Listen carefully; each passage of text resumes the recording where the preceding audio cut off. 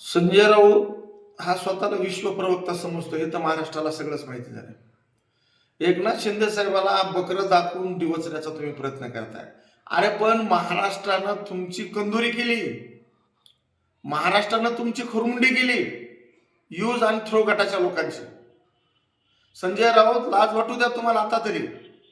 तुम्ही उद्धव ठाकरे साहेबांचे किती फळं तोडणार आहेत? एकनाथ शिंदे साहेबांकडं आजी माजी नगरसेवकाचा, आजी माजी आमदारांचा, सर्वसामान्य कार्यकर्त्यांचा, जिल्हा प्रमुखांचा पक्षप्रवेश झाला, याच्या खालून दूर निघतो. याला वाटतं माझी सगळी संघटना निघून जातली आणि मग असं काहीतरी हा वेगळाच काहीतरी प्रकार करतो. कधी बकरं दाखव, कधी ऊट दाखव, कधी काही कर.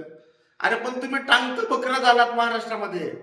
महाराष्ट्रातल्या मायबाप जनतेनं तुम्हाला नाकारलं तरी तुम्हाला लाज नाही. तुम्ही जितक्या वेळेस असं बोलत जाल तितक्या वेळेस तुमचा गट फुटत राहील. तुम्ही जितक्या वेळेस असं तुम्ही हिणवत राहाल तितक्या वेळेस तुमच्यापासून कार्यकर्ते सगळे बाजूला जातील. आज काय परिस्थिती झाली यूज अँड थ्रो गटांची? आज काय परिस्थिती झालेली आहे? आणि या माणसाला बाळासाहेब ठाकरेच्या विचारांचं, आदरणीय दिघे साहेबांच्या विचारांचं काही सुरसुतूक आहे का? काहीच नाही. याच्या डोक्यामध्ये फक्त राजकारण, सत्ता, एकमेव सत्ता. अरे पण शिवसैनिक सांभाळा ना. तुमच्या जवळचे आजबी जी लोक आहेत ती लोक का फुटायले, काय निघून चाललेत? उद्धव ठाकरे साहेब, हे संजय राऊत एक दिवस तुमचं टांगतं बकरं करील आणि एकदा टांगतं बकरं तुम्ही झालात की तुमचे खुत्ते घ्यायला आणि तुमचे वाटे घ्यायला महाराष्ट्र तयार आहे. हे असं नाही चालणार. दरवेळेस तुम्ही एकनाथ शिंदे साहेबांना जर तुम्ही डिवचण्याचा प्रयत्न केला असेल तर तुमच्यासारखी हरामखोरी या महाराष्ट्रामध्ये कुठलाही शिवसैनिक म्हणून करणार नाही. मुळात शिवसैनिक आणि संजय राऊत यांचं समीकरणच नाही. कारण हा शिवसैनिक मुळात नाहीयेच.